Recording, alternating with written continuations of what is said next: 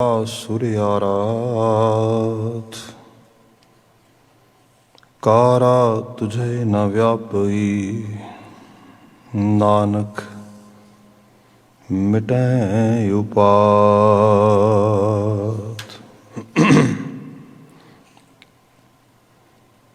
कारा तुझे न व्यापई, नानक मिटै उपात।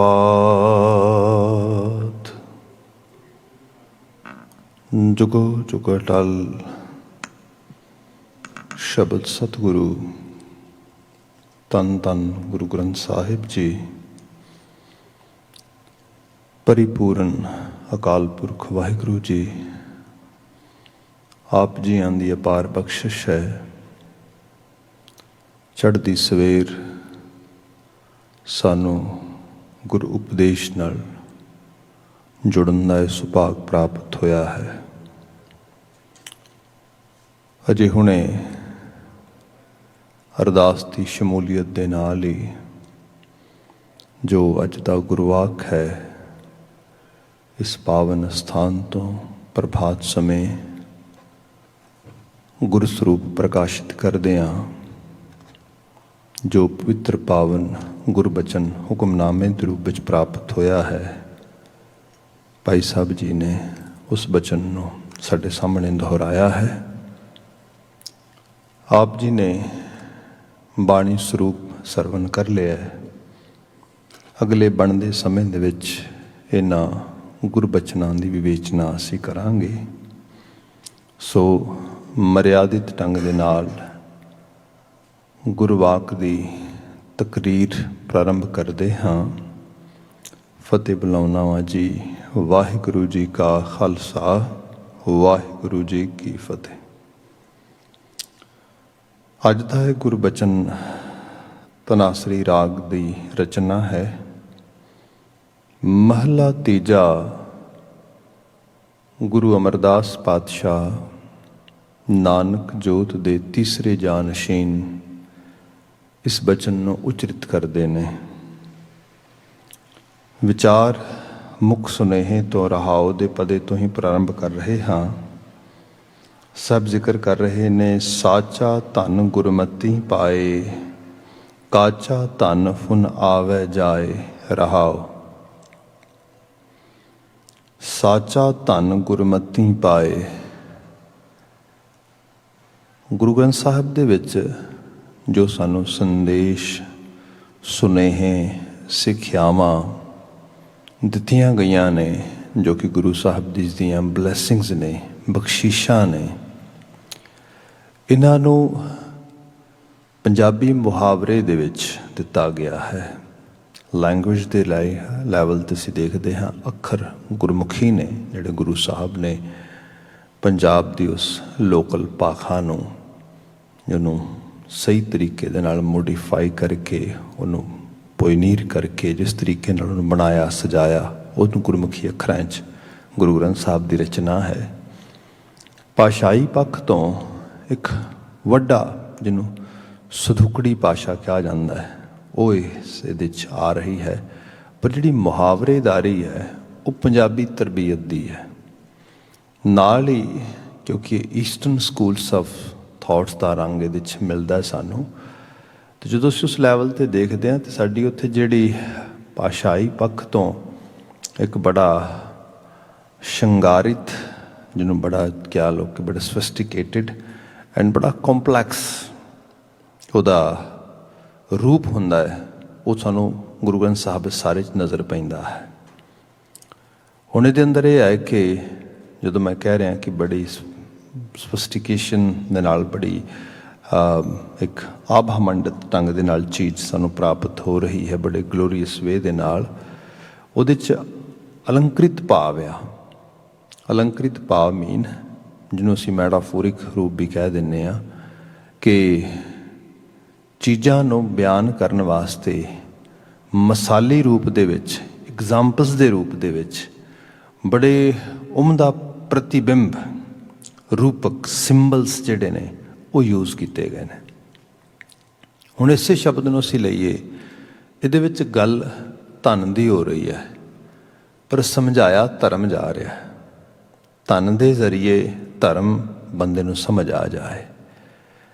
ਇਹ ਈਵਨ ਇੱਥੋਂ ਤੱਕ ਕਿ ਕਈ ਵਾਰੀ ਦਾਨੇ ਲੋਕ ਇਹ ਬਾਤ ਕਹਿ ਦਿੰਦੇ ਨੇ ਕਿ ਜਿਵੇਂ ਅਸੀਂ ਪੈਸੇ, ਮਾਇਆ, ਸਰਮਾਇਆ ਇਹ ਸੰਭਾਲਦੇ ਹਾਂ, ਸਾਨੂੰ ਰਿਸ਼ਤੇ ਵੀ ਐਵੇਂ ਸੰਭਾਲਣੇ ਚਾਹੀਦੇ ਨੇ।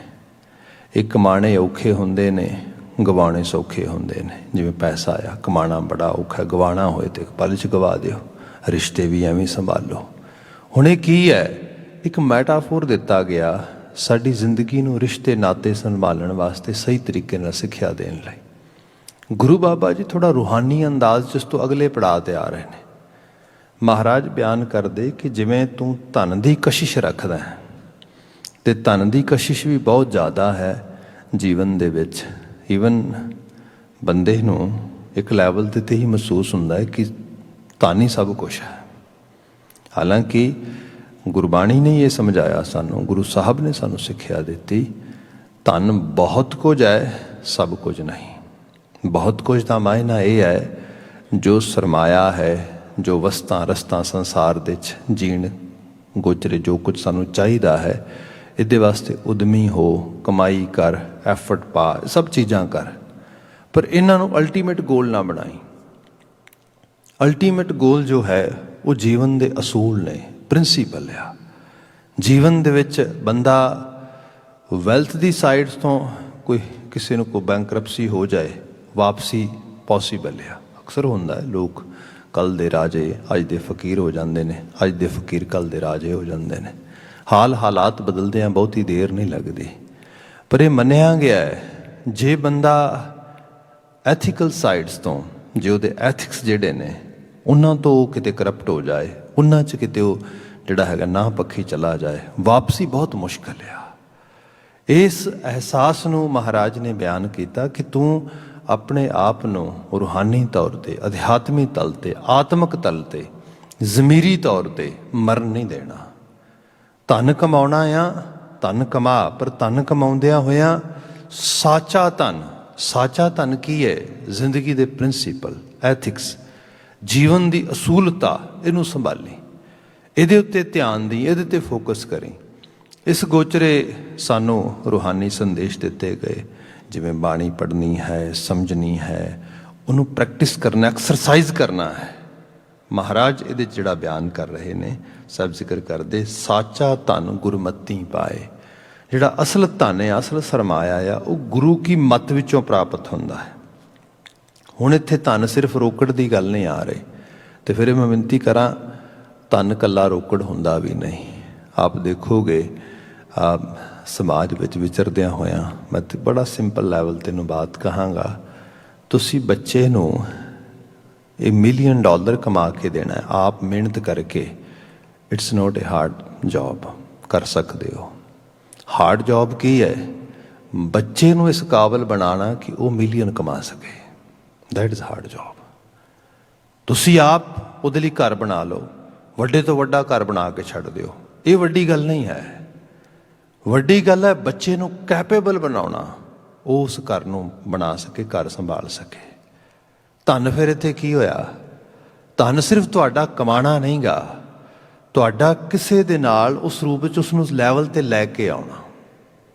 ਹੁਣ ਐਗਜ਼ੈਕਟਲੀ ਇਨ ਬਿਨ ਅਸੀਂ ਸਿਰਫ ਰੋਕੜ ਨਹੀਂ ਕਮਾਉਂਦੇ ਜੀਵਨ ਦੇ ਵਿੱਚ, ਅਸੀਂ ਰੋਕੜ ਤੋਂ ਬਿਨਾਂ ਜੀਵਨ ਦੇ ਤਜਰਬੇ, ਦੁੱਖ ਸੁੱਖ, ਜੀਵਨ ਦੀਆਂ ਸਾਰੀਆਂ ਖੁਸ਼ੀਆਂ ਗਮੀਆਂ ਵਿੱਚ ਵਿਚਰਦਿਆਂ ਹੋਇਆਂ ਜਿਹੜੇ ਸਭ ਚੀਜ਼ਾਂ ਅਸੀਂ ਐਕਸਪੀਰੀਅੰਸ ਕਰਦੇ, ਸਭ ਕਮਾਈ ਹੈ ਸਾਡੀ। ਇਸੇ ਕਮਾਈ ਦੇ ਇਵਜ ਵਿੱਚ ਬੰਦੇ ਦਾ ਮਨ ਮੰਡਲ ਚੱਲਦਾ ਆ।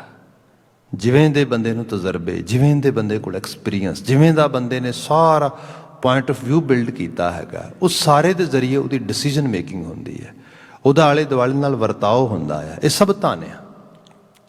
ਗੁਰੂ ਬਾਬਾ ਜੀ ਕਹਿੰਦੇ ਜੇ ਤੂੰ ਬੇਸ ਲਾਈਨ ਦੇ 'ਚ ਗੁਰੂ ਕੀ ਮੱਤ ਲੈ ਲਵੇਂ, ਗੁਰੂ ਉਪਦੇਸ਼ ਦਾ ਧਾਰਨੀ ਹੋਏ, ਗੁਰੂ ਦੇ ਭੈ ਭਾਵ ਵਿੱਚ ਆ ਜਾਏ, ਫਿਰ ਉਹਦੇ ਜ਼ਰੀਏ ਜੋ ਕਮਾਏਗਾ, ਜੋ ਜੀਵਨ ਦਾ ਤਜਰਬਾ ਆਏਗਾ, ਰਿਸ਼ਤੇ ਨਾਤੇ ਸੰਬੰਧ ਐਕਸਪੀਰੀਅੰਸ ਜੋ ਕੁਝ ਵੀ ਖਟੇਗਾ ਉਹ ਸੱਚਾ ਹੋਏਗਾ। ਕਿਉਂਕਿ ਸੋਚ ਜਿਹੜੀ ਹੈ ਉਹ ਬੜੀ ਪਾਕੀਜ਼ ਆ, ਉਹ ਬੜੀ ਵਧੀਆ ਆ, ਮੱਤ ਆ ਉਹਦੇ ਵਿੱਚ ਪਈ ਹੋਈ। ਉਹਨੂੰ ਗੁਰੂ ਮਹਾਰਾਜ ਗੁਰੂ ਅਮਰਦਾਸ ਸਾਹਿਬ ਕਹਿੰਦੇ ਸਾਚਾ ਧਨ ਗੁਰਮਤਿ ਪਾਏ, ਕਾਚਾ ਧਨ ਫੁਨ ਆਵੈ ਜਾਏ। ਬਾਕੀ ਜਿਹੜਾ ਕੱਚਾ ਧਨ ਆ, ਕੱਚਾ ਧਨ ਜਿਹਦੇ 'ਚ ਗੁਰੂ ਭੁੱਲ ਜਾਏ, ਰੱਬ ਭੁੱਲ ਜਾਏ, ਕਰਤਾਰ ਭੁੱਲ ਜਾਏ, ਐਥੀਕਲੀ ਬੰਦਾ ਕਿਤੇ ਨਾ ਹੋਏ, ਪ੍ਰਿੰਸੀਪਲੀ ਕਿਤੇ ਨਾ ਹੋਏ, ਬੰਦੇ ਦੇ ਵਿੱਚ ਜ਼ਮੀਰ ਪ੍ਰਸਤਗੀ ਨਾ ਹੋ ਕੇ ਜ਼ਮੀਰ ਫਰੋਸ਼ੀ ਹੋ ਜਾਏ। ਮੈਂ ਉਹਨੂੰ ਹੋਰ ਸਰਲ ਕਰ ਦਿੰਦਾ। ਦੇਖੋ ਕਸ਼ਿਸ਼ ਤੇ ਨੋ ਡਾਊਟ ਸਰਮਾਏ ਦੀ ਹੈ ਪਹਿਲੇ ਲੈਵਲ 'ਤੇ ਸਰਮਾਇਆ ਕਮਾਉਣ ਗੋਚਰੇ ਬੰਦੇ ਕੋਲ ਮਿਹਨਤ ਹੈ, ਬੰਦਾ ਮਿਹਨਤ ਵੇਚ ਸਕਦਾ, ਆਪਣੀ ਹਾਰਡ ਲੇਬਰ ਕਰ ਸਕਦਾ ਹੈ, ਪਸੀਨਾ ਵੇਚ ਸਕਦਾ ਹੈ, ਹੁਨਰ ਵੇਚ ਸਕਦਾ ਹੈ, ਸਕਿੱਲ ਕਿਸੇ ਤਰ੍ਹਾਂ ਦੀ ਵੀ, ਕੋਈ ਪ੍ਰੋਫੈਸ਼ਨਲ ਹੋ ਸਕਦਾ, ਪ੍ਰੋਫੈਸ਼ਨ ਆਪਣੇ ਦੇ ਜ਼ਰੀਏ ਬਹੁਤ ਸਾਰਾ ਸਰਮਾਇਆ ਇਵਜ ਇਕੱਠਾ ਕਰ ਸਕਦਾ ਹੈ। ਪਰ ਇਹਦੇ ਤੋਂ ਬਿਨਾਂ ਵੀ ਧਨ ਇਕੱਠਾ ਕੀਤਾ ਜਾ ਸਕਦਾ ਹੈ।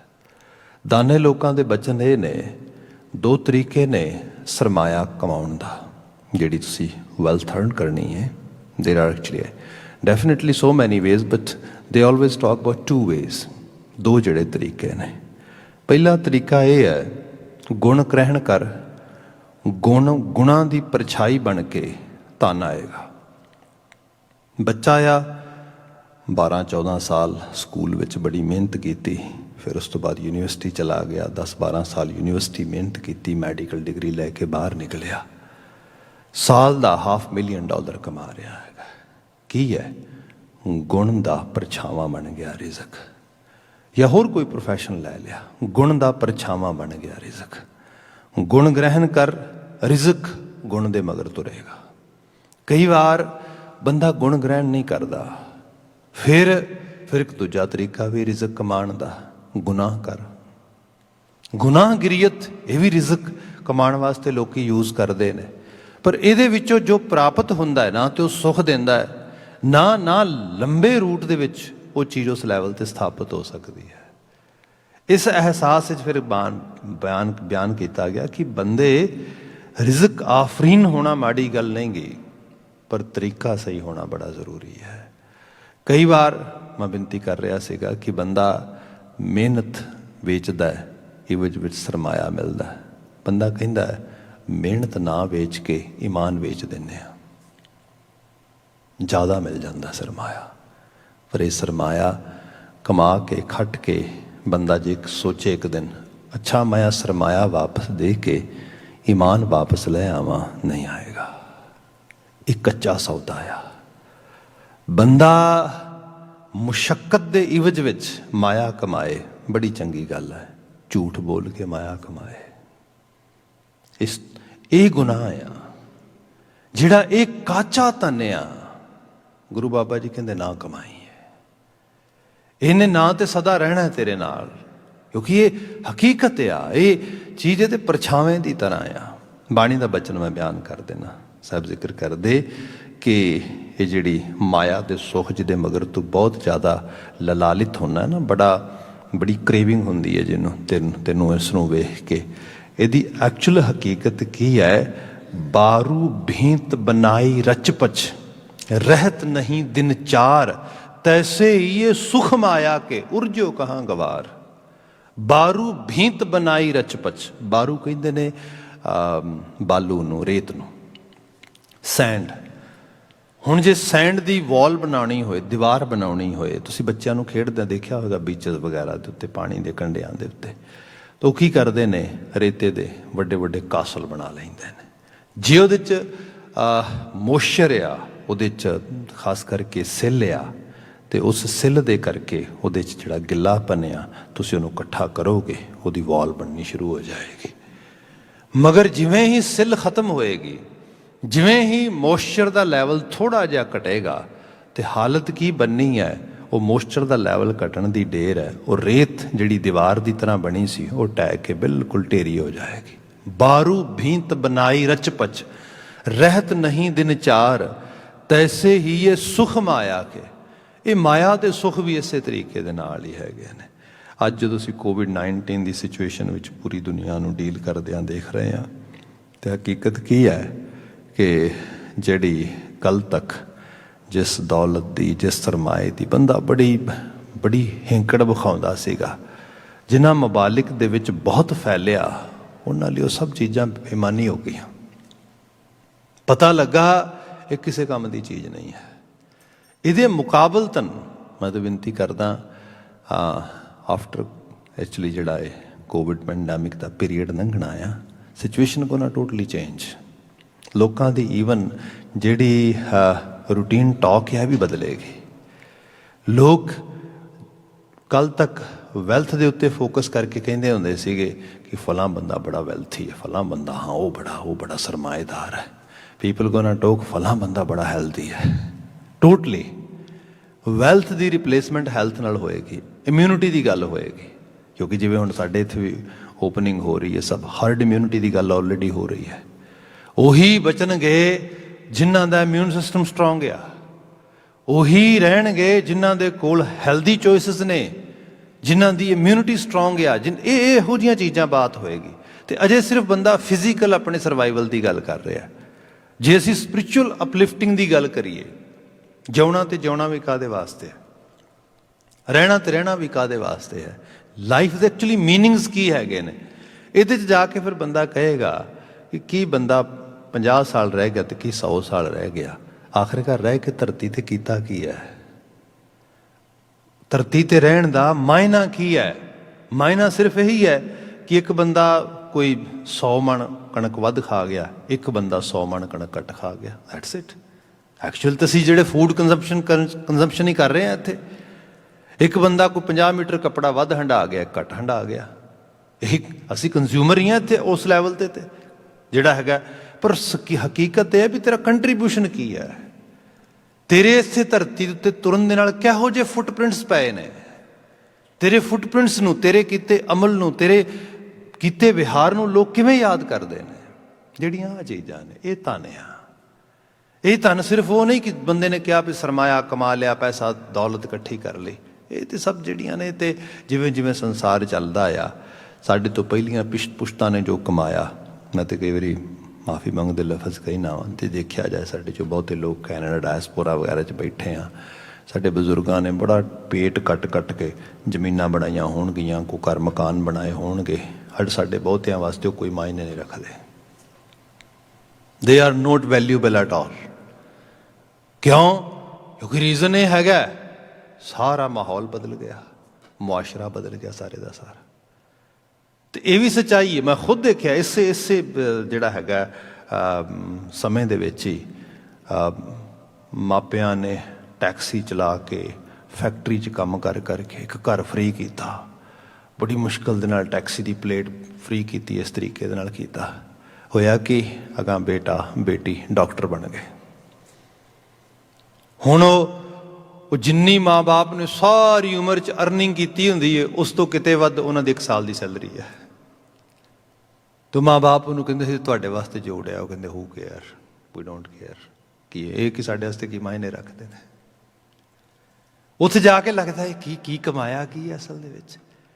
ਇਹ ਹੈ ਬਾਰੂ ਭੀਂਤ ਬਣਾਈ ਰਚਪਚ ਰਹਿਤ ਨਹੀਂ ਦਿਨ ਚਾਰ। ਜੀਵਨ ਨੂੰ ਬਾਣੀ ਨੇ ਕਿਹਾ ਵਧੀਆ ਜੀ, ਗੁਜਰਾਨ ਚੰਗਾ ਹੋਏ ਤੇਰਾ, ਇਹਦੇ ਤੇ ਫੋਕਸ ਕਰ। ਬਾਕੀ ਇਹ ਹੈ ਕੁਝ ਸਮਾਂ ਇਹਨੂੰ ਬੇਸਿਕ ਲਾਈਨ ਤੇ ਲੈ ਕੇ ਆਵਾਂ, ਬਿਲਕੁਲ ਜਿਹੜੀ ਅਸੀਂ ਪ੍ਰੈਕਟੀਕਲੀ ਕਰਨੀ ਹੋ ਸਕਦੀ ਹੈ। ਗੁਰ ਸਤਿਗੁਰ ਕਾ ਜੋ ਸਿੱਖ ਅਖਾਵੈ, ਭਲਕੇ ਉੱਠ ਹਰ ਨਾਮ ਤੇ ਆਵੈ। ਸਾਡੇ ਕੋਲ ਬਹੁਤਿਆਂ ਕੋਲ ਆਮ ਦਿਨਚਰਿਆ ਦੇ ਵਿੱਚ ਚੜ੍ਹਦੀ ਸਵੇਰ ਡੁੱਬਦੀ ਸ਼ਾਮ 2 ਪਲ ਆਪਣੇ ਆਪ ਨਾਲ ਬੈਠਣ ਜੋਗੇ ਵੀ ਨਹੀਂ ਹੈਗੇ। ਬਾਣੀ ਪੜ੍ਹ ਲਈਏ, ਵਾਹਿਗੁਰੂ ਵਾਹਿਗੁਰੂ ਕਰ ਲਈਏ ਕੁਝ ਸਮਾਂ। ਚਲੋ ਹੁਣ ਤੱਕ ਤੇ ਕੰਗਰੀਗੇਸ਼ਨਸ ਵਗੈਰਾ ਅਲਾਓ ਨਹੀਂ ਸੀ ਹੈਗੇ, ਪਰ ਵੈਸੇ ਜੇ ਦੇਖਿਆ ਜਾਏ ਬੰਦਾ 2-4 ਪਲ ਸਿਰਫ ਆਪਣੇ ਸਭ ਕਾਸੇ ਨੂੰ ਵਿਸਾਰ ਕੇ ਗੁਰਦੁਆਰੇ ਦੀ ਹਦੂਦ ਆ ਕੇ ਬੈਠੇ। ਇਹੋ ਜਿਹੀਆਂ ਚੀਜ਼ਾਂ ਜਿਹੜੀਆਂ ਨੇ ਇਹ ਐਕਸਰਸਾਈਜ਼ ਹੋ ਕਿਉਂ ਨਹੀਂ ਰਹੀ? ਕਿਉਂਕਿ ਹੋਰ ਇਤਨਾ ਜ਼ਿਆਦਾ ਇੰਪੋਰਟੈਂਟ ਕੰਮ ਹੈ ਆਲੇ ਦੁਆਲੇ, ਬੰਦੇ ਨੂੰ ਇਹ ਚੀਜ਼ ਇੰਪੋਰਟੈਂਟ ਹੀ ਨਹੀਂ ਲੱਗਦੀ। ਮਹਾਰਾਜ ਕਹਿੰਦੇ ਜਦੋਂ ਗੁਰੂ ਕੀ ਮੱਤ ਆਉਂਦੀ ਫਿਰ ਇਹ ਸਮਝ ਆਉਂਦੀ ਕਾਚਾ ਧਨ ਫੁਨ ਆਵੈ ਜਾਏ। ਮੈਂ ਕਿਤੇ ਪਿੱਛੇ ਭੱਜ ਰਿਹਾ, ਕੀ ਪਰਛਾਵੇਂ ਫੜ ਰਿਹਾ ਮੈਂ। ਕਾਚਾ ਧਨ ਇਹ ਤੇ ਇੱਕ ਆਉਣ ਜਾਣ ਦੀ ਖੇਡ ਆ। ਕਿਉਂ ਨਹੀਂ ਸੱਚ ਦੀ ਦੌਲਤ, ਕੁਝ ਅੰਦਰ ਦੀ ਦੁਨੀਆ, ਕੁਝ ਅੰਦਰ ਦਾ ਸੁੱਖ ਸਕੂਨ ਲੱਭਦਾ, ਉਹਦੇ ਬਾਬਤ ਵੀ ਐਫਰਟ ਪਾਉਂਦਾ। ਇਹ ਗੁਰੂ ਅਮਰਦਾਸ ਸਾਹਿਬ ਜੀ ਦਾ ਰਹਾਉ ਦਾ ਬੰਦ ਆ ਇਸ ਪਾਵਨ ਸ਼ਬਦ ਵਿੱਚ। ਜਿਹੜਾ ਸ਼ੁਰੂਆਤੀ ਪਦਾ ਆ ਕਾਚਾ ਤਨ ਸੰਚੈ ਮੂਰਖ ਗਾਵਾਰ, ਮੂਰਖ ਗਾਵਾਰ ਜਿਨ੍ਹਾਂ ਦੇ 'ਚ ਬਹੁਤੀ ਸੋਝੀ ਨਹੀਂ ਹੁੰਦੀ। ਬੰਦਾ ਜਦੋਂ ਅਕਲ ਤੋਂ ਵਿਰਵਾ ਹੋ ਜਾਏ, ਆਪ ਇਹ ਵੀ ਦੇਖੋਗੇ, ਜੇ ਮੈਂ ਕੰਪੈਰੇਟਿਵ ਲੈਵਲ ਦੀ ਗੱਲ ਕਰਾਂ, ਅਸੀਂ ਕੈਨੇਡਾ ਜਾਂ ਨਾਰਥ ਅਮਰੀਕਾ 'ਚ ਹੈਗੇ ਹਾਂ, ਇੱਥੇ ਆਮ ਲੋਕਾਂ ਦੇ ਕੋਲ ਬਹੁਤ ਜ਼ਿਆਦਾ ਦੌਲਤ ਦੇ ਅੰਬਾਰ ਨਹੀਂ ਹੈਗੇ। ਜੇ ਕੰਪੈਰੇਟਿਵ ਲੈਵਲ 'ਤੇ ਦੇਖੋਗੇ ਤਾਂ ਸਾਡੇ ਜਿਹੜੇ ਘਰਾਂ ਥਾਵਾਂ ਦੇ ਜਿੱਥੇ ਅਸੀਂ ਰਹਿ ਰਹੇ ਹਾਂ, ਉਹਦੀ ਵੀ ਬਹੁਤੀ ਜਿਹੜੀ ਮਲਕੀਅਤ ਹੈ ਉਹ ਬੈਂਕਾਂ ਵਗੈਰਾ ਦੀ ਹੈ। Most of us have to pay mortgages ਵੱਡੇ ਲੈਵਲ 'ਤੇ। ਇਸ ਕਿਸਮ ਦੇ ਵੱਡੇ ਵੱਡੇ ਸਾਡੇ ਕੋਲ ਚੰਕ ਨੇ ਮੋਰਗੇਜਸ ਦੇ ਜਿਹੜੇ ਅਸੀਂ ਪੇ ਕਰ ਰਹੇ ਹਾਂ। ਜੇ ਕੰਪੈਰੇਟਿਵਲੀ ਦੇਖੋਗੇ ਤੇ ਅਸੀਂ ਜੇ ਸਾਊਥ ਏਸ਼ੀਅਨ ਜਾਂ ਏਸ਼ੀਅਨ ਕੰਟਰੀਜ਼ ਵਿੱਚ ਦੇਖੀਏ, ਉੱਥੇ ਤਾਂ ਬਹੁਤ ਥੋੜ੍ਹਾ ਜਿਹਾ ਕਿਸੇ ਨੇ ਕੋਈ ਲੈਂਡ ਮੋਰਗੇਜ ਲਈ ਹੈ, ਜ਼ਮੀਨ ਦੇ ਉੱਤੇ ਕੋਈ ਜਿਹੜਾ ਹੈਗਾ 2-4 ਲੱਖ ਦੇ ਲੋਨ ਲੈ ਲਿਆ ਹੈਗਾ, ਕੋਈ ਕਿਸੇ ਨੇ ਕਿਸੇ ਕਿਸਮ ਦੇ ਨਾਲ ਕੋਈ ਕੋਆਪਰੇਟਿਵ ਸੁਸਾਇਟੀ ਦਾ ਲੋਨ ਲੈ ਲਿਆ, ਇਹੋ ਜਿਹੀ ਥੋੜ੍ਹਾ ਬਹੁਤਾ ਹੁੰਦਾ, ਬਹੁਤੀ ਮਲਕੀਅਤ ਆਪਣੀ ਹੁੰਦੀ ਹੈ ਲੋਕਾਂ ਦੀ। ਪਰ ਇਹਦੇ ਬਾਵਜੂਦ ਵੀ ਇਹਨਾਂ ਮਮਾਲਿਕ ਦੇ ਵਿੱਚ ਜ਼ਿੰਦਗੀ ਜ਼ਿਆਦਾ ਸੁਖਨੁਮਾ ਆ ਮੁਕਾਬਲਤਨ ਉਹਦਾ ਰੀਜ਼ਨ ਕੀ ਹੈ? ਰੀਜ਼ਨ ਉਹਦੇ 'ਚ ਵੱਡੇ ਲੈਵਲ 'ਤੇ ਇਹ ਹੈ ਕਿ ਉਸ ਖਾਸ ਕਰਕੇ ਜਿਵੇਂ ਸਾਊਥ ਏਸ਼ੀਅਨ ਕੰਟਰੀਜ਼ ਨੇ, ਉਹਨਾਂ ਨੂੰ ਕਿਹਾ ਜਾਂਦਾ ਹੈ ਅਮੀਰ ਲੋਕਾਂ ਦਾ ਗਰੀਬ ਮੁਲਕ। ਅਮੀਰੀ ਬਹੁਤ ਆ ਪਰ ਮੁਲਕ ਗਰੀਬ ਆ, ਫੈਸਿਲਿਟੀ ਕੋਈ ਨਹੀਂ ਹੈ, ਕੋਈ ਲਾਈਫ ਦੀ ਕੋਈ ਵੈਲਿਊ ਨਹੀਂ ਹੈ, ਇਨਫਰਾਸਟਰਕਚਰ ਨਹੀਂ ਹੈ, ਕੋਈ ਚੀਜ਼ ਨਹੀਂ ਹੈ। ਰੀਜ਼ਨ ਕੀ ਹੈ? ਮੂਰਖ ਗਵਾਰ। ਮੂਰਖ ਗਵਾਰ ਇਹ ਹੈ ਕਿ ਬੰਦੇ ਦੀ ਇੱਕ ਅਜੀਬ ਹਾਲਤ ਆ ਕਿ ਸਭ ਕਾਸੇ ਨੂੰ ਲੁੱਟ ਖਸੁੱਟ ਕੇ ਮੈਂ ਆਪਣੀ ਮੁੱਠੀ 'ਚ ਕਰ ਲਵਾਂ, ਬਸ ਇਹਦੇ 'ਤੇ ਫੋਕਸ ਕਰਾਂ। ਬਾਕੀ ਜੋ ਹੈ, ਬਾਕੀ ਉਹ ਸਾਰੇ ਜਿਹੜਾ ਜਿਸ ਤਰੀਕੇ ਦੇ ਨਾਲ ਮੈਂ ਜਿਹੜਾ ਮੇਰਾ ਕੰਟਰੀਬਿਊਸ਼ਨ ਹੋਣਾ ਚਾਹੀਦਾ ਸੋਸਾਇਟੀ ਵਾਸਤੇ, ਸਮਾਜ ਵਾਸਤੇ, ਉਹਦੇ 'ਤੇ ਮੇਰਾ ਕੋਈ ਫੋਕਸ ਨਹੀਂ ਗਾ, ਮੇਰੀ ਉਹਦੇ 'ਤੇ ਕੋਈ ਚਿੰਤਾ ਵੀ ਨਹੀਂ ਹੈਗੀ। ਬਾਏ ਚਾਂਸ ਇਹਨਾਂ ਮੁਲਕਾਂ ਨੇ ਕੋਈ ਟੈਕਸ ਦਾ ਸਿਸਟਮ ਬਣਾਇਆ, ਸਭ ਚੀਜ਼ਾਂ ਤੁਸੀਂ ਏਡੇ ਵੱਡੇ ਜਿਹੜਾ ਹੈਗਾ ਪੈਂਡੈਮਿਕ ਵਿੱਚੋਂ ਨਿਕਲਦੇ ਹੋਏ ਨਾਰਥ ਅਮਰੀਕਾ ਨੂੰ ਦੇਖ ਰਹੇ ਹੈਗੇ ਹੋ, ਖਾਸ ਕਰਕੇ ਸਟੇਟਸ ਦੇ ਵਿੱਚ ਦੇਖੋ। ਅਤੇ ਜੇ ਹੈਲਥ ਕੇਅਰ ਸਿਸਟਮ ਨਾ ਵਾਜਬ ਹੁੰਦਾ ਤਾਂ ਆਪ ਕੀ ਸੋਚ ਸਕਦੇ ਹੋ ਕਿ ਸਾਰੇ 'ਚੋਂ ਬਚਾਅ ਤਾਂ ਸੰਭਵ ਸੀਗਾ? ਕਿਸੇ ਕੀਮਤ 'ਤੇ ਵੀ ਨਹੀਂ। ਬ੍ਰਾਜ਼ੀਲ ਦੀ ਹਾਲਤ ਦੇਖੋ ਇਸ ਵਕਤ, ਈਵਨ ਜਿਹੜੀ ਇੰਡੀਆ ਦੀ ਹਾਲਤ ਤੁਸੀਂ ਸੁਣ ਹੀ ਰਹੇ ਹੋ, ਪੜ੍ਹ ਰਹੇ ਹੋ, ਦੇਖ ਰਹੇ ਹੋ ਸਭ ਕੁਛ। ਸੋ ਇਹ ਚੀਜ਼ਾਂ ਸਾਨੂੰ ਬਿਆਨ ਕਰਦੀਆਂ ਨੇ ਇਹ ਮੂਰਖਤਾ ਆ। ਬੰਦਾ ਮਾਇਆ ਦੌਲਤ ਸਰਮਾਏ ਦੇ ਮਗਰ ਵੀ ਭੱਜ ਰਿਹਾ, ਪਰ ਅਹਿਸਾਸ ਨਹੀਂ ਕਰਦਾ ਕਿ ਮੈਨੂੰ ਇਸ ਸੰਸਾਰ ਦੇ ਉੱਤੇ ਕੋਈ ਚੰਗੇ ਰੂਪ ਵਿੱਚ ਕੰਟਰੀਬਿਊਟ ਕਰਨ ਦੀ ਲੋੜ ਆ। ਗੁਰੂ ਬਾਬਾ ਜੀ ਨੇ ਇਹੀ ਸਿਖਾਇਆ ਸੀਗਾ, ਜੇ ਤੂੰ ਮੁਆਸ਼ਰੇ ਨੂੰ, ਜੇ ਆਲੇ ਦੁਆਲੇ ਨੂੰ ਨਹੀਂ ਸਾਂਭੇਗਾ ਤਾਂ ਇਹ ਤਾਂ ਹੀ ਹੋ ਸਕਦਾ ਹੈ ਜੇ ਬੰਦਾ ਥੋੜ੍ਹਾ ਜਿਹਾ ਸੈਲਫਲੈਸ ਹੋ ਸਕੇ, ਸੈਲਫਿਸ਼ ਨਹੀਂ, ਨਿਸਵਾਰਥ ਭਾਵ ਵਿੱਚ। ਬਚਨ ਤੇ ਬਾਣੀ ਦਾ ਪੜ੍ਹਦੇ ਹਾਂ ਅਸੀਂ, ਸੇਵਾ ਕਰਤ ਹੋਤ ਨਿਹਕਾਮੀ, ਸੇਵਾ ਕਰਤ ਹੋਏ ਨਿਹਕਾਮੀ ਤਿਸ ਕੋ ਹੋਤ ਪ੍ਰਾਪਤ ਸੁਆਮੀ। ਉਹਨੂੰ ਸੁਆਮੀ ਮਿਲੇਗਾ, ਉਹਨੂੰ ਰੱਬ ਮਿਲੇਗਾ। ਪਰ ਇਹ ਚੀਜ਼ ਮੂਰਖ ਗਵਾਰ ਨੂੰ ਸਮਝ ਨਹੀਂ ਆਉਂਦੀ। ਉਸ ਨੂੰ ਲੱਗਦਾ ਕਿ ਜੋ ਵੀ ਹੈ ਬਸ ਮੇਰੀ ਜੇਬ ਵਿੱਚ ਆ ਜਾਏ, ਮੈਂ ਇਕੱਠਾ ਕਰ ਲਵਾਂ। ਇਸ ਕਿਸਮ ਦੀ ਜਿਹੜੀ ਬਿਰਤੀ ਹੈ, ਸਵਾਰਥਮਈ ਬਿਰਤੀ, ਜਿਹੜੀ ਹਵਸਗੀਰ ਬਿਰਤੀ ਹੈ, ਇਹ ਬੰਦੇ ਨੂੰ ਸੁੱਖ ਨਹੀਂ ਦਿੰਦੀ। ਗੁਰੂ ਅਮਰਦਾਸ ਮਹਾਰਾਜ ਦੀ ਬਾਤ ਕਰਦੇ, ਕਾਚਾ ਤਨ ਸੰਚੈ ਮੂਰਖ ਗਾਵਾਰ, ਮਨਮੁਖ ਭੂਲੇ ਅੰਧ ਗਵਾਰ। ਮਨ ਦੇ ਮੁਰੀਦ ਭੁੱਲ ਜਾਂਦੇ, ਅੰਨੇ ਹੋ ਜਾਂਦੇ, ਚੀਜ਼ਾਂ ਨਹੀਂ ਦਿਸਦੀਆਂ। ਖੁਦ ਅੱਖਾਂ ਦੇ ਸਾਹਮਣੇ ਸਭ ਚੀਜ਼ਾਂ ਹੁੰਦੀਆਂ ਪਰ ਫਿਰ ਵੀ ਨਹੀਂ ਦਿਸਦੀਆਂ। ਮੈਂ ਜੇ ਹੁਣੇ ਬਾਤ ਕੀਤੀ ਹੈ ਕਿ ਜੇ ਆਪਾਂ ਸਮਾਜ ਚੰਗਾ ਨਹੀਂ ਬਣਾਵਾਂਗੇ, ਆਲੇ ਦੁਆਲੇ ਨਾਲ ਆਪਣੇ ਆਪ ਨੂੰ ਸਹੀ ਤਰੀਕੇ ਨਾਲ ਐਸੋਸੀਏਟ ਨਹੀਂ ਕਰਾਂਗੇ, ਬਗਾਨੇ ਦੁੱਖ ਨੂੰ ਆਪਣਾ ਦੁੱਖ ਨਹੀਂ ਸਮਝਾਂਗੇ, ਜਿੱਦਣ ਆਪ ਦੁਖੀ ਹੋਵਾਂਗੇ ਕੋਈ ਬਗਾਨਾ ਵੀ ਨਹੀਂ ਸੁਣੇਗਾ।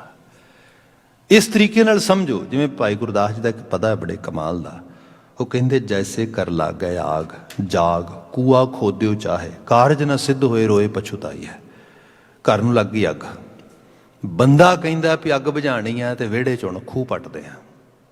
ਜਿੰਨਾ ਮਰਜ਼ੀ ਇਮਾਨਦਾਰ ਹੋਏ, ਜਿੰਨਾ ਮਰਜ਼ੀ ਜ਼ੋਰ ਲਾਵੇ ਵੀ ਮੈਂ ਹੁਣ ਖੂਹ ਪੱਟ ਕੇ ਅੱਗ ਬੁਝਾਉਣੀ ਹੈ, ਭਾਈ ਗੁਰਦਾਸ ਜੀ ਕਹਿੰਦੇ ਨਹੀਂ ਹੋ ਸਕਣਾ। ਹਾਂ, ਬੁਝਾਈ ਜਾ ਸਕਦੀ ਅੱਗ ਜੇ ਖੂਹ ਪਹਿਲਾਂ ਦਾ ਪੱਟ ਕੇ ਰੱਖਿਆ ਹੋਵੇ। ਉਸ ਵਕਤ ਸਿਰਫ ਪਾਣੀ ਕੱਢ ਕੇ ਪਾਣਾ ਆ। ਜਿਹੜੀ ਐਕਸਰਸਾਈਜ਼ ਹੈ ਲਗਾਤਾਰਤਾ ਦੇ ਨਾਲ, ਅੱਜ ਆਪ ਦੇਖੋਗੇ ਬੀਇੰਗ ਏ ਸਿੱਖ, ਤੁਸੀਂ ਇੱਕ ਚੀਜ਼ ਨੂੰ ਇਹ ਵੀ, ਇਸ ਚੀਜ਼ ਨੂੰ ਵੀ ਇੱਕ ਪ੍ਰਾਊਡ ਫੀਲ ਕਰਦੇ ਹੋ, ਪੂਰੀ ਦੁਨੀਆ ਦੇ ਵਿੱਚ ਗਲੋਬਲ ਲੈਵਲ 'ਤੇ ਛੋਟੀ ਜਿਹੀ ਕਮਿਊਨਿਟੀ ਬਹੁਤੀ ਜ਼ਿਆਦਾ ਨਹੀਂ ਹੈ, ਪਰ ਇਹ ਸੱਚਾਈ ਹੈ ਇਸ ਪੈਂਡੈਮਿਕ ਦੇ ਵਿੱਚ, ਇਸ ਹਾਲਤ ਦੇ ਵਿੱਚ ਜਿਨ੍ਹਾਂ ਲੋਕਾਂ ਦੀ ਕੁਝ ਵਡਿਆਈ ਹੋਈ ਹੈ, ਉਹਨਾਂ 'ਚ ਤੁਹਾਡੀ ਕਮਿਊਨਿਟੀ ਹੈ।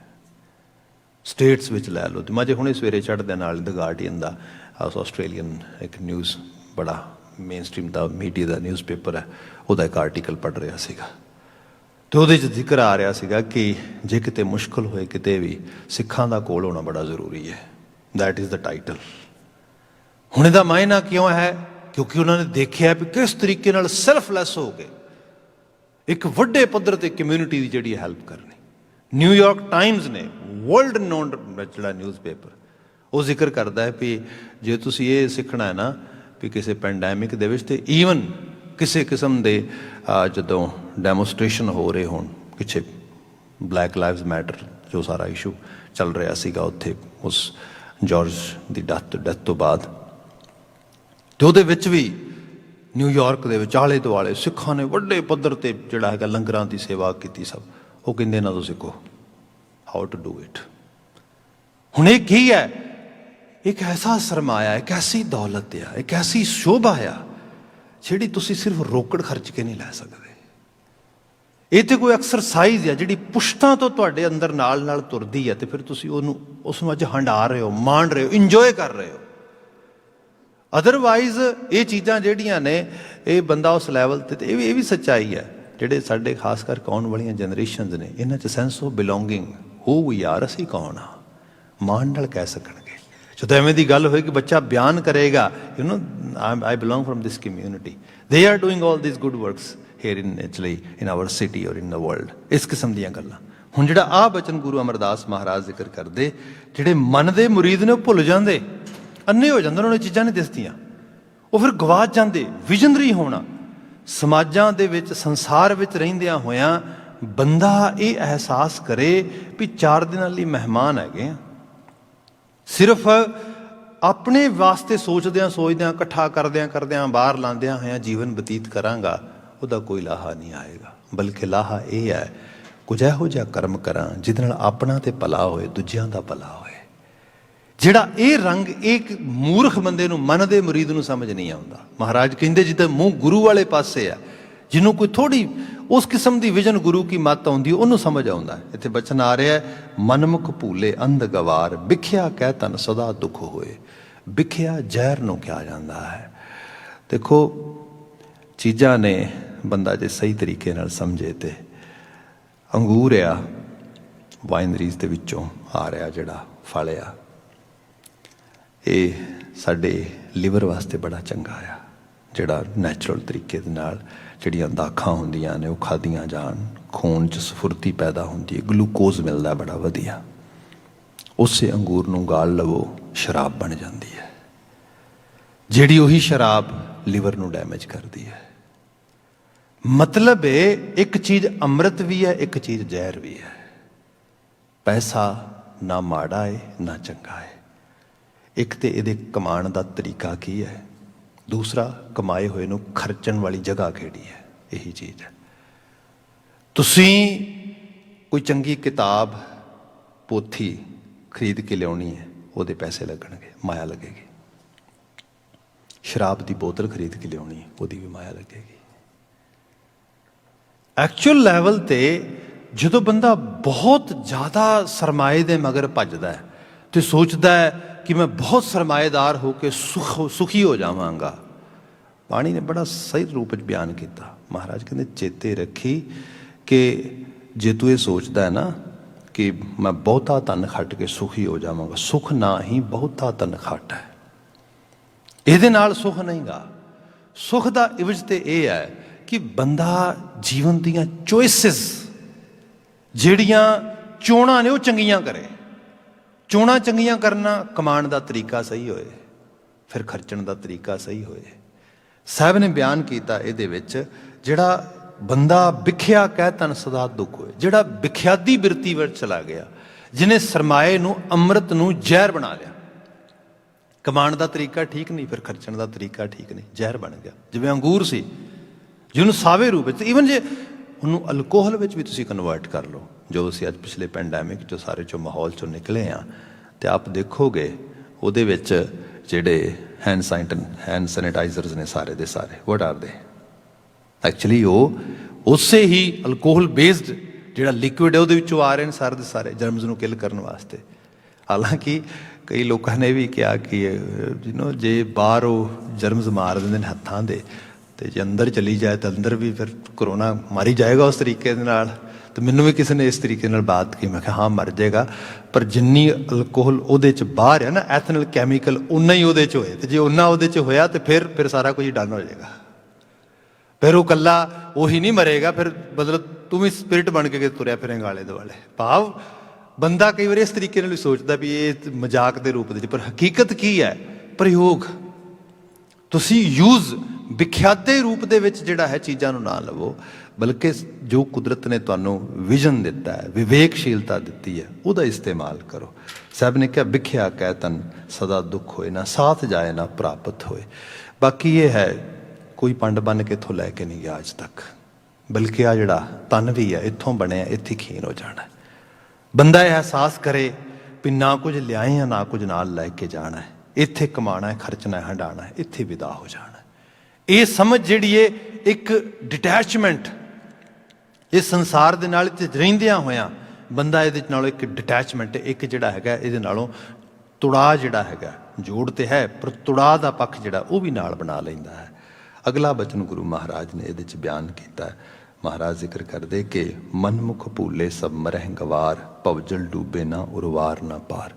ਮਨ ਦੇ ਮੁਰੀਦ ਜਿਹੜੇ ਨੇ ਉਹਨਾਂ ਨੂੰ ਜਿੰਨਾ ਮਰਜ਼ੀ ਸਮਝਾ ਲਵੋ, ਕਿਉਂਕਿ ਬੰਦੇ ਨੂੰ ਜਾਂ ਤਾਂ ਚਲਾਉਂਦੀ ਮੱਤ, ਜਿਹਨੂੰ ਅਸੀਂ ਕਹਿੰਦੇ ਹਾਂ ਵਿਜ਼ਡਮ ਜਨਰੇਟ ਕਰਦੀ ਵਿਜ਼ਨ। ਜੇ ਵਿਜ਼ਡਮ ਬੰਦੇ ਨੂੰ ਨਹੀਂ ਓਪਰੇਟ ਕਰ ਰਹੀ, ਉਹਦੇ ਸਾਰੇ ਐਕਸ਼ਨਸ, ਉਹਦੇ ਸਾਰੇ ਅਮਲ, ਫਿਰ ਬੰਦੇ ਨੂੰ ਇਨਫਲੂਐਂਸ, ਜਿਹਨੂੰ ਮਨ ਕਹਿੰਦੇ ਆ, ਮਨ ਇਨਫਲੂਐਂਸ ਹੈ। ਇਹ ਚੰਗਾ ਵੀ ਹੋ ਸਕਦਾ, ਕਿਤੇ ਕਿਤੇ ਮਨ ਦੇ ਉੱਤੇ ਪ੍ਰਭਾਵ ਪੈ ਜਾਏ ਕਿਸੇ ਦਾ, ਮੋਸਟਲੀ ਮਾੜਾ ਹੁੰਦਾ। ਹੁਣ ਜਿਹੜਾ ਮਾੜਾ ਇਨਫਲੂਐਂਸ ਆ, ਬੰਦੇ ਨੇ ਆਲੇ ਦੁਆਲੇ ਦੇਖਿਆ, ਅਕਸਰ ਆਪ ਦੇਖੋਗੇ, ਕਈ ਵਾਰ ਤੁਸੀਂ ਦੇਖਿਆ ਹੋਏਗਾ ਕਿ ਬੱਚਿਆਂ ਨੂੰ ਕਈ ਵਾਰੀ ਅਸੀਂ ਕਹਿੰਦੇ ਹਾਂ ਬੱਚੇ ਰੀਸਾਂ ਕਰਦੇ ਨੇ, ਚੰਗੇ ਦੀਆਂ ਨਹੀਂ ਮਾੜੇ ਦੀਆਂ। ਮਨ ਇਨਫਲੂਐਂਸ 'ਚ ਆ ਰਿਹਾ, ਮਾੜੇ ਦਾ ਇਨਫਲੂਐਂਸ ਬਹੁਤ ਜਲਦੀ ਪੈਂਦਾ ਹੈਗਾ। ਜਿਹੜੀ ਇਹ ਮਾਨਸਿਕਤਾ ਆ, ਇਹ ਮਨੋਬਿਰਤੀ ਹੈ, ਇਹ ਮਨੋਵੇਗ, ਇਹ ਬੰਦੇ ਨੂੰ ਮਾਰੇਗਾ, ਤਬਾਹ ਕਰੇਗਾ। ਗੁਰੂ ਮਹਾਰਾਜ ਨੇ ਕਿਹਾ ਤੇਰਾ ਝਗੜਾ ਧਰਤੀ ਤੇ ਕਿਸੇ ਨਾਲ ਨਹੀਂ। ਅਸੀਂ ਕਈ ਵਾਰ ਦੇਖਦੇ ਨਾ ਸਾਡੇ ਕੋਈ ਦੁਸ਼ਮਣ ਹੋਣਗੇ, ਫਲਾਂ ਦੁਸ਼ਮਣ। ਸਿੱਖੀ 'ਚ ਕਿਹਾ ਕੋਈ ਸਾਡਾ ਦੁਸ਼ਮਣ ਨਹੀਂ ਗਾ, ਸਭ ਕੋ ਮੀਤ ਹਮ ਆਪਨ ਕੀਨਾ। ਸਾਰੇ ਹੀ ਆਪਣੇ ਮਿੱਤਰ ਨੇ, ਸਾਰੇ ਹੀ ਸੱਜਣ ਨੇ। ਪਰ ਮਹਾਰਾਜ ਝਗੜਾ ਕਿਹਦੇ ਨਾਲ ਹੈ, ਝਗੜਾ ਕਿਹਦੇ ਨਾਲ, ਲੜਾਈ ਕਿਹਦੇ ਨਾਲ ਹੈ? ਸਭ ਕਹਿੰਦੇ ਮਨ ਨਾਲ ਹੈ। ਮਨ ਨਾਲ ਝਗੜਾ ਆ। ਮਨ ਹੀ ਹੈ ਜਿਹੜਾ ਮੱਤ ਤੋਂ ਦੂਰ ਲੈ ਕੇ ਜਾ ਰਿਹਾ, ਜਿਹੜਾ ਮੱਤ ਤੋਂ ਦੂਰੀ, ਵਿਜ਼ਡਮ ਤੋਂ ਦੂਰੀ ਜਨਰੇਟ ਕਰ ਦਿੰਦਾ, ਸਾਡੇ ਵਿੱਚ ਡਿਸਟੈਂਸ ਕ੍ਰੀਏਟ ਕਰ ਦਿੰਦਾ। ਉਸ ਡਿਸਟੈਂਸ ਦੇ ਨਾਲ ਬੰਦੇ ਨੂੰ ਸਮਝ ਨਹੀਂ ਆਉਂਦੀ ਕੀ ਕਰਨਾ, ਕੀ ਨਹੀਂ ਕਰਨਾ, ਕੀ ਅਪਣਾਉਣਾ, ਕੀ ਨਹੀਂ ਅਪਣਾਉਣਾ, ਕੀ ਖਾਣਾ, ਕੀ ਨਹੀਂ ਖਾਣਾ, ਕੀ ਬੋਲਣਾ, ਕੀ ਨਹੀਂ ਬੋਲਣਾ, ਕਿਸ ਤਰੀਕੇ ਨਾਲ ਰਹਿਣਾ, ਕਿਸ ਤਰੀਕੇ ਨਾਲ ਨਹੀਂ ਰਹਿਣਾ। ਆਹ ਛੋਟੀਆਂ ਛੋਟੀਆਂ ਚੀਜ਼ਾਂ ਜਿਹੜੀਆਂ ਨੇ, ਇਹ ਸਮਝ ਨਾ ਆਉਣ। ਮਹਾਰਾਜ ਨੇ ਇਹਦੇ 'ਚ ਬਿਆਨ ਕੀਤਾ ਹੈ, ਕਹਿੰਦੇ ਮਨਮੁਖ ਭੂਲੇ, ਮਨ ਪਿੱਛੇ ਤੁਰਨ ਵਾਲੇ ਭੁੱਲ ਗਏ, ਸਭ ਮਰਹਿ ਗਵਾਰ। ਤੇ ਕੋਈ ਵੀ ਹੋਣ, ਗਰੁੱਪਸ ਦੇ ਗਰੁੱਪਸ ਹੋਣ, ਪੂਰੇ ਦਾ ਪੂਰਾ ਜਿਹੜਾ ਹੈਗਾ ਹਰਡ ਹੋਏ, ਪੂਰੀ ਦੀ ਪੂਰੀ ਜਿਹੜੀ ਹੈ ਸਮੂਹ ਹੋਏ, ਸਭ ਮਰਨਗੇ। ਸਭ ਅਲਟੀਮੇਟਲੀ ਉਹਦੇ ਵਿੱਚੋਂ ਕੁਝ ਵੀ ਖੱਟਣਗੇ, ਪ੍ਰਾਪਤ ਨਹੀਂ ਕਰਨਗੇ। ਅੱਜ ਅਸੀਂ ਜਿਸ ਮੁਆਸ਼ਰੇ ਦੇ ਵਿੱਚ ਰਹਿ ਰਹੇ ਹੈਗੇ ਆ, ਇਹਦੇ ਵਿੱਚ ਆਪ ਦੇਖੋਗੇ ਬਹੁਤ ਸਾਰੀਆਂ ਚੀਜ਼ਾਂ ਕਈ ਵਾਰੀ ਬੰਦੇ ਨੂੰ ਸਮਝ ਡਿਫਰੈਂਟ ਐਂਗਲ ਤੋਂ ਆ ਜਾਂਦੀਆਂ ਨੇ। ਮੈਨੂੰ ਯਾਦ ਆ ਕਾਫੀ ਸਮਾਂ ਪਹਿਲਾਂ ਇੱਥੇ ਦਲਾਈ ਲਾਮਾ ਆਇਆ। ਉਸ ਵਕਤ ਲੈਰੀ ਕਿੰਗ ਸ਼ੋਅ ਕਰਦਾ ਸੀ CNN 'ਤੇ। ਰਾਤ ਨੂੰ ਲੈਰੀ ਕਿੰਗ ਦੇ ਸ਼ੋਅ ਦੇ ਉੱਤੇ ਦਲਾਈ ਲਾਮਾ ਨੂੰ ਇੰਟਰਵਿਊ ਕਰ ਰਿਹਾ, ਅਤੇ ਉਹਨੂੰ ਪੁੱਛਦਾ ਆ ਦਲਾਈ ਲਾਮਾ ਨੂੰ ਲੈਰੀ ਕਿੰਗ। ਉਹ ਕਹਿੰਦਾ ਹੈ ਕਿ ਵੈਸੇ ਤਾਂ ਤੂੰ ਕਹਿੰਦਾ ਵੀ ਮੈਨੂੰ ਕੋਈ ਵਰੀਜ਼ ਨਹੀਂ, ਮੈਂ ਕੋਈ ਫਰਸਟ੍ਰੇਸ਼ਨ ਨਹੀਂ ਕਿਸੇ ਕਿਸਮ ਦੇ ਨਾਲ, ਆਈ ਐਮ ਟੋਟਲੀ ਕਾਮ and peaceful person, I am very happy person. ਪਰ ਮੈਂ ਤੈਨੂੰ ਪੁੱਛਾਂਗਾ, ਕੋਈ ਤਾਂ ਫਰਸਟ੍ਰੇਸ਼ਨ ਹੋਏਗੀ ਥੋੜ੍ਹੀ ਬਹੁਤੀ ਤੇਰੇ ਅੰਦਰ ਵੀ ਕਦੀ ਨਾ ਕਦੀ। ਕਹਿੰਦੇ ਨਹੀਂ, ਕਹਿੰਦਾ ਮੇਰੇ ਅੰਦਰ ਫਰਸਟ੍ਰੇਸ਼ਨ ਕਾਫੀ ਜ਼ਿਆਦਾ ਆ, ਅਤੇ ਕਈ ਵਾਰੀ ਮੈਂ ਬੜਾ ਪਰੇਸ਼ਾਨ ਵੀ ਹੋ ਜਾਂਦਾ, ਬੜਾ ਉਸ ਤਰੀਕੇ ਦੇ ਨਾਲ ਵਰੀਫੁਲ ਵੀ ਹੁੰਦਾ ਵਾ। ਉਹ ਕਹਿੰਦਾ ਵੀ ਉਹ ਕਿਉਂ? ਕਹਿੰਦੇ ਜਦੋਂ ਮੈਂ ਸਮਾਜ ਵਿੱਚ ਦੇਖਦਾ ਹਾਂ, ਖਾਸ ਕਰਕੇ ਯੰਗ ਜਨਰੇਸ਼ਨ ਜਿਹੜੀ ਹੈ, ਜਿਹਨੇ ਸੁਸਾਇਟੀ ਨੂੰ ਲੀਡ ਕਰਨਾ, ਜਿਹੜੇ ਕੱਲ੍ਹ ਦਾ ਸਮਾਜ ਸਿਰਜਣ ਵਾਸਤੇ ਜਿਨ੍ਹਾਂ ਨੇ ਸਭ ਕੰਟਰੀਬਿਊਟ ਕਰਨਾ ਹੈਗਾ, ਕਹਿੰਦਾ ਜਦੋਂ ਮੈਂ ਉਹਨਾਂ ਦੇ ਆਈਡੀਅਲ ਦੇਖਦਾ ਵਾਂ, ਉਹਨਾਂ ਦੇ ਆਈਡੀਅਲ ਕੀ ਨੇ? ਕੁਝ ਨੱਚਣ ਵਾਲੇ, ਕੋਈ ਗਾਉਣ ਵਾਲੇ, ਕੋਈ ਮਸਕਰੇ ਐਕਟਿੰਗ ਕਰਨ ਵਾਲੇ। ਕਹਿੰਦਾ ਮੈਂ ਸੋਚਦਾ ਹਾਂ ਕੀ ਬਣੇਗਾ ਸਮਾਜ ਦਾ। ਇਹ ਚੀਜ਼ ਮੇਰੇ ਅੰਦਰ ਫਰਸਟ੍ਰੇਸ਼ਨ ਜਨਰੇਟ ਕਰਦੀ ਹੈ। ਐਕਚੁਅਲ ਲੈਵਲ ਤੇ ਬੰਦਾ ਦੇਖੇ ਨਾ ਤੇ ਜਿਹੜੇ ਵਾਈਜ਼ ਚੋਇਸਿਸ ਨੇ ਉਹ ਬੰਦੇ ਕੋਲ ਨਹੀਂ ਬਣ ਰਹੀਆਂ। ਬੰਦਾ ਮਨ ਦੇ ਮੁਰੀਦ, ਤੇ ਮਨ ਕੀ ਹੈ? ਮਨੋਰੰਜਨ, ਇੰਟਰਟੇਨ, ਸਿਰਫ ਇਹਦੇ ਤੇ ਫੋਕਸ ਕੀਤਾ, ਇੱਥੇ ਜ਼ੋਰ ਲੱਗਾ ਹੈ। ਮਾਇਆ ਵੀ ਬੰਦਾ ਬਹੁਤ ਇਸੇ ਰੂਪ ਵਿੱਚ ਕਮਾ ਰਿਹਾ ਹੈ। ਮਨੋਰੰਜਨ ਕੀ ਮਾਇਆ? ਜਿਸ ਸਾਹਿਬ ਜ਼ਿਕਰ ਕਰਦੇ, ਹਾ ਹਾ ਕਰਤ ਬਿਹਾਨੀ ਅਵਦਾ ਤਾਂ ਮੈਂ ਸੰਤੋਖ ਨਾ ਪਾਇਆ। ਇਹ ਪਤਾ ਨਹੀਂ ਕਿ ਜਿਸ ਚੀਜ਼ ਨੂੰ ਮੈਂ ਮਨੋਰੰਜਨ, ਆਪਣੇ ਆਪ ਨੂੰ ਇੰਟਰਟੇਨ ਕਰਨ ਵਾਸਤੇ ਇਕੱਠੀ ਕਰ ਰਿਹਾ, ਉਹ ਇੰਟਰਟੇਨ ਤੇ ਨਹੀਂ ਕਰ ਰਹੀ। ਹਾ ਹਾ ਕਰਤ, ਹਾਏ ਮਰ ਗਏ ਥੋੜੀ, ਹਾਏ ਮਰ ਗਏ ਥੋੜੀ, ਹਾਏ ਘੱਟ, ਇਹ ਕਰਦੇ ਕਰਦੇ ਜ਼ਿੰਦਗੀ ਬਤੀਤ ਹੋ ਰਹੀ ਹੈ। ਗੁਰੂ ਬਾਬਾ ਜੀ ਨੇ ਇੱਥੇ ਬਿਆਨ ਕੀਤਾ ਕਿ ਇਹ ਜਿਹੜੇ ਲੋਕ ਨੇ, ਮਨਮੁਖ ਭੂਲੇ ਸਭ ਮਰਹਿੰਗਵਾਰ, ਭਵਜਲ ਡੂਬੇ ਨਾ ਉਰਵਾਰ ਨਾ ਪਾਰ, ਨਾ ਇਧਰਲੇ ਪਾਸੇ ਨਾ ਉਧਰਲੇ ਪਾਸੇ। ਕਿਉਂਕਿ ਇਕੱਲੇ ਸਰਮਾਏ ਦੇ ਉੱਤੇ ਜੇ ਬੰਦਾ ਫੋਕਸ ਕਰੇ ਤੇ ਮਾਇਆਧਾਰੀ ਬਣ ਕੇ ਤੇ ਜੀਵਨ ਕਦੀ ਕਿਸੇ ਨੂੰ ਸੁੱਖ ਨਹੀਂ ਦਿੰਦਾ। ਮਾਇਆਧਾਰੀ ਤੇ ਕੋਈ ਵੀ ਧਰਤੀ ਤੇ ਮਨੁੱਖ ਆ, ਭਾਵੇਂ ਅੰਬਾਰ ਲਾ ਲੇ, ਅਲਟੀਮੇਟਲੀ ਉਹ ਜਿਵੇਂ ਜਿਵੇਂ ਅੱਗੇ ਜੀਵਨ ਬਤੀਤ ਹੁੰਦਾ ਆ। ਮੈਂ ਇਸੇ ਪੈਂਡੈਮਿਕ ਦੇ ਵਿੱਚ ਹੀ ਕੁਝ ਸੱਜਣ ਇੰਡੀਆ ਤੋਂ ਮੇਰੇ ਗੱਲ ਹੋ ਰਹੀ ਉਹਨਾਂ ਦੇ ਨਾਲ, ਤੇ ਹੁਣ ਉਮਰ ਦਰਾਜ਼ ਵੀ ਹੋ ਗਏ ਨੇ। ਉਮਰ ਦਰਾਜ਼ ਹੋ ਗਏ ਤੇ ਸੈਕਿੰਡ ਲੈਵਲ ਤੇ ਇਹ ਹੈ ਕਿ ਜਿਹੋ ਜਿਹੇ ਹਾਲਾਤ ਬਣੇ ਨੇ ਤੇ ਪਤਾ ਲੱਗ ਰਿਹਾ ਕਿ ਜਿਨ੍ਹਾਂ ਦੀ ਕੁਝ ਵਡੇਰੀ ਉਮਰ ਆ, ਕੁਝ ਐਗਜ਼ਿਸਟਿੰਗ ਇਸ਼ੂਜ਼ ਨੇ ਜਿਨ੍ਹਾਂ ਦੇ ਕੋਲ, ਕੁਝ ਅੰਡਰਲਾਈਂਗ ਇਸ਼ੂਜ਼ ਜਿਹਨਾਂ ਨੂੰ ਕਹਿੰਦੇ ਆ, they are more vulnerable toward this actually COVID-19। ਤੋਂ ਗੱਲਬਾਤ ਹੋ ਰਹੀ ਹੈ ਤੇ ਗੱਲਬਾਤ ਹੋਣ ਦੇ ਦੌਰਾਨ ਮੈਨੂੰ ਕਹਿ ਰਹੇ ਨੇ, ਕਹਿੰਦੇ ਗੱਲ ਇਹ ਹੈ ਬੜੀ ਮੁਸ਼ਕਿਲ ਨਾਲ ਜਾਇਦਾਦ ਇਕੱਠੀ ਕੀਤੀ ਹੈ ਤੇ ਹੁਣ ਜਦੋਂ ਸਾਰਾ ਕੁਝ ਇਕੱਠਾ ਹੋ ਗਿਆ ਤੇ ਹੁਣ ਆ ਬਿਮਾਰੀ ਆ ਗਈ ਹੈ ਤੇ ਡਰ ਲੱਗ ਰਿਹਾ ਹੈ ਵੀ ਜੇ ਮੈਨੂੰ ਕੁਝ ਹੋ ਗਿਆ ਤੇ ਨਿਆਣਿਆਂ ਤੋਂ ਤੇ ਨਹੀਂ ਸੰਭਲਣੀ ਹੈ, ਨਿਆਣਿਆਂ ਤੋਂ ਤੇ ਗਵਾਚ ਜਾਣੀ ਹੈ ਸਾਰੇ ਦੀ ਸਾਰੀ। ਤੇ ਮੇਰੇ ਜ਼ਿਹਨ ਵਿੱਚ ਬੈਕ ਆਫ ਦਾ ਮਾਈਂਡ ਮੈਂ ਸੋਚ ਰਿਹਾ, ਮੈਂ ਕਿਹਾ ਬੰਦੇ ਨੂੰ ਇਹ ਅਹਿਸਾਸ ਭੁੱਲ ਹੀ ਜਾਂਦਾ ਹੈ ਵੀ ਆਖਰਕਾਰ ਜਿੰਨੀ ਮਰਜ਼ੀ ਜੋੜ ਲੈ, ਬਣਾ ਲੈ, ਵਿਦਾਇਗੀ ਤੇ ਹੋਣੀ ਹੈ ਨਾ ਇੱਕ ਦਿਨ। ਅੱਜ ਨਹੀਂ ਤੇ ਕੱਲ ਤੇ ਤਿਆਗਣਾ ਤੇ ਹੈ ਹੀ ਹੈ। ਪਰ ਉਸ ਬੰਦੇ ਦੀ ਹਾਲਤ ਕੀ ਹੈ? ਭਵਜਲ ਡੂਬੇ ਨਾ ਉਰਵਾਰ ਨਾ ਪਾਰ। ਗੁਰੂ ਗ੍ਰੰਥ ਸਾਹਿਬ ਦੇ ਸ਼ਬਦ ਬਹੁਤ ਪ੍ਰੈਕਟੀਕਲ ਨੇ ਜੇ ਲੈਵਲ ਤੇ ਦੇਖਿਆ ਜਾਏ ਤੇ। ਬਚਨ ਪੜ੍ਹਦੇ ਹਾਂ ਮਹਾਰਾਜ ਦੀ ਬਾਣੀ ਦੇ, ਅੰਤ ਕਾਲ ਜੋ ਲక్ష్ਮੀ ਸਿਮਰੈ, ਐਸੀ ਚਿੰਤਾ ਮਹਿ ਜੇ ਮਰੈ, ਸਰਪ ਜੋਨ ਵਲ ਵਲ ਅਵਤਰੈ। ਹੁਣ ਬੰਦਾ ਜਿਹੜਾ ਇੱਕੋ ਹੀ ਚੀਜ਼ ਸਿਮਰਨ ਸਵੇਰ ਤੋਂ ਸ਼ਾਮ ਤੱਕ ਚੱਲਦਾ ਰਿਹਾ, ਹਾਏ ਮਾਇਆ, ਮਰ ਗਏ ਮਾਇਆ, ਥੋੜੀ ਮਾਇਆ, ਮਾਇਆ ਮਾਇਆ, ਇਹ ਕਰਦਿਆਂ ਕਰਦਿਆਂ ਤੇ ਆਖਰਕਾਰ ਜਦੋਂ ਬੰਦੇ ਦੀ ਵਿਦਾਇਗੀ ਹੋਈ ਧਰਤੀ ਤੋਂ ਤੇ ਜਾਏਗਾ ਕਿੱਥੇ? ਜਿੱਥੇ ਸੁਰਤ ਹੈ ਉਹਦੀ, ਜਿੱਥੇ ਉਹਦੀ ਜ਼ਹਿਨੀਅਤ ਅਟਕ ਗਈ ਹੈ। ਸਾਹਿਬ ਜ਼ਿਕਰ ਕਰਦੇ, ਉਹ ਬੰਦੇ ਕਲਿਆਣ ਕਰਨਾ ਤੂੰ ਆਪਣਾ। ਜੇ ਕਲਿਆਣ ਕਰਨਾ ਹੈ, ਇਸ ਨੂੰ ਗੁਜਰਾਨ ਸਮਝ, ਇਹਦੇ 'ਚ ਰਹਿ, ਕਮਾ, ਖਾ, ਹੰਡਾ, ਪਰ ਮੰਨ ਕੇ ਚੱਲ, ਨਾ ਕੁਝ ਨਾਲ ਲੈ ਕੇ ਆਇਆ ਸਾ, ਨਾ ਕੁਝ ਨਾਲ ਲੈ ਕੇ ਵਿਦਾ ਹੋਣਾ ਹੈ। ਕਰਤਾਰ ਤੇ ਭਰੋਸਾ। ਪਰ ਸਭ ਕਹਿੰਦੇ ਮਨ ਦੇ ਮੁਰੀਦ ਨੂੰ ਪਤਾ ਨਹੀਂ, ਭਵਜਲ ਡੂਬੇ ਨਾ ਉਰਵਾਰ ਨਾ ਪਾਰ। ਹਾਂ, ਸਤਿਗੁਰ ਭੇਟੇ ਪੂਰਾ ਭਾਗ। ਕਿਤੇ ਜਿਹਨੂੰ ਕਹਿੰਦੇ ਨੇ ਕਿਸਮਤ ਸਰ ਬੁਲੰਦ ਹੋ ਜਾਏ ਬੰਦੇ ਦੀ, ਪੂਰਾ ਭਾਗ, ਅੰਦਰ ਦਾ ਭਾਗ ਮਥੋਰ ਹੋ ਜਾਏ, ਫਿਰ ਬੰਦੇ ਨੂੰ ਇਹ ਸਮਝ ਆ ਜਾਂਦਾ ਹੈ ਸਤਿਗੁਰ ਭੇਟੇ, ਆਪਣੇ ਆਪ ਨੂੰ ਸਤਿਗੁਰੂ ਨੂੰ ਭੇਟ ਕਰਨਾ। ਆਪਾਂ ਸਿਰ ਰੱਖਦੇ ਹਾਂ ਗੁਰੂ ਅੱਗੇ ਆ ਕੇ, ਸਤਿਗੁਰ ਆਗੈ ਸੀਸ ਭੇਟ ਦੀਜੈ, ਆਪਣੇ ਸੀਸ ਨੂੰ ਗੁਰੂ ਨੂੰ ਭੇਟ ਕਰਦੇ। ਹੁਣ ਸੀਸ ਭੇਟ ਕਰਨਾ ਬਲੀ ਚੜਾਣੀ ਤੇ ਹੈ ਨਹੀਂ।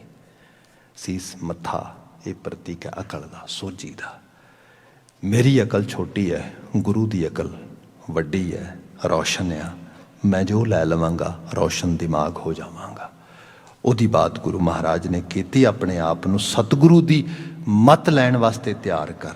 ਸਤਿਗੁਰ ਭੇਟੈ ਪੂਰਾ ਭਾਗ, ਸਾਚ ਰਤੇ ਅਹਨਸ ਬੈਰਾਗ। ਤਿੰਨ ਅਵਸਥਾਵਾਂ ਨੇ, ਰਾਗ, ਬੈਰਾਗ ਤੇ ਅਨੁਰਾਗ। ਰਾਗ ਹੈ ਅਟੈਚਮੈਂਟ ਆਫ ਦਿਸ ਵਰਲਡ, ਬੈਰਾਗ ਆ ਡਿਟੈਚਮੈਂਟ, ਸੰਸਾਰ ਵਿੱਚ ਰਹਿੰਦਿਆਂ ਸੰਸਾਰ ਤੋਂ ਬੈਰਾਗੀ ਹੋਣ ਦੀ ਅਵਸਥਾ। ਮਹਾਰਾਜ ਕਹਿੰਦੇ ਜਦੋਂ ਸੱਚ ਵਿੱਚ ਰਤ ਗਿਆ, ਫਿਰ ਰਾਤ ਦਿਨ ਬੈਰਾਗ, ਡਿਟੈਚਮੈਂਟ ਬਿਲਡ ਕਰਨ ਦੀ ਜਾਚ ਆ ਜਾਏਗੀ। ਚੌਂ ਜੁਗ ਮੈਂ ਅੰਮ੍ਰਿਤ ਸਾਚੀ ਬਾਣੀ। ਗੁਰੂ ਅਮਰਦਾਸ ਸਾਹਿਬ ਕਹਿੰਦੇ ਇਹ ਬਚਨ ਸਿਰਫ ਮੈਡੀਵਲ ਪੀਰੀਅਡ ਦੇ ਨਹੀਂ ਹੈਗੇ ਵੀ ਤੁਸੀਂ ਉਦੋਂ ਸੋਚੋਗੇ ਉਦੋਂ ਸੱਚੇ ਹੋਣਗੇ, ਹੁਣ ਨਹੀਂ। ਹਰ ਯੁੱਗ, ਹਰ ਸਮੇਂ, ਹਰ ਕਾਲ ਦੇ ਵਿੱਚ ਇਹ ਸੱਚ ਹੈ। ਇਹ ਉਪਦੇਸ਼ ਹੀ ਬੰਦੇ ਨੂੰ ਅੰਦਰ ਦਾ ਸਕੂਨ ਦੇਵੇਗਾ। ਚੌਂ ਜੁਗ ਮੈਂ ਅੰਮ੍ਰਿਤ ਸਾਚੀ ਬਾਣੀ, ਫਿਰ ਕਿਆ ਪੂਰਾ ਭਾਗ ਹਰ ਨਾਮ ਸਮਾਣੀ।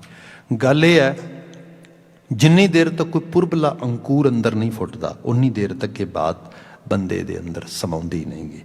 ਸਿੱਧ ਸਾਧਿਕ ਤਰਸੈਂ ਸਭ ਲੋਏ। ਬਾਕੀ ਸਿਆਣੇ ਤੋਂ ਸਿਆਣੇ, ਚੰਗੇ ਤੋਂ ਚੰਗੇ, ਵੱਡੇ ਵੱਡੇ ਸਿੱਧ ਸਾਧਿਕ ਜਿਨ੍ਹਾਂ ਨੇ ਕੋਈ ਜ਼ਿੰਦਗੀ 'ਚ ਆਪਣੇ ਆਪ ਨੂੰ ਸਾਧ ਲਿਆ, ਕੁਝ ਕਿਤੇ ਉਹ ਪਹੁੰਚ ਗਏ ਨੇ, ਅਚੀਵ ਕਰ ਲਿਆ ਹੈਗਾ ਕਿਸੇ ਲੈਵਲ ਤੇ ਵੀ, ਸਭ ਨੂੰ ਤੂੰ ਕੁਰੇਦ ਕੇ ਵੇਖ ਲੈ। ਸਿੱਧ ਸਾਧਿਕ ਤਰਸੈਂ ਸਭ ਲੋਏ, ਸਭ ਇੱਕੋ ਚੀਜ਼ ਨੂੰ ਤਰਸ ਰਹੇ ਨੇ, ਉਹ ਅਸਲ ਆਤਮਿਕ ਸਕੂਨ, ਪੂਰਾ ਭਾਗ ਪ੍ਰਾਪਤ ਹੋਏ। ਪਰ ਇਹ ਪ੍ਰਾਪਤ ਜਦੋਂ ਅੰਦਰ ਦੇ ਉਹ ਭਾਗ ਲੇਖ ਖੁੱਲਣਗੇ ਉਵੇਂ ਹੀ ਹੋਏਗਾ।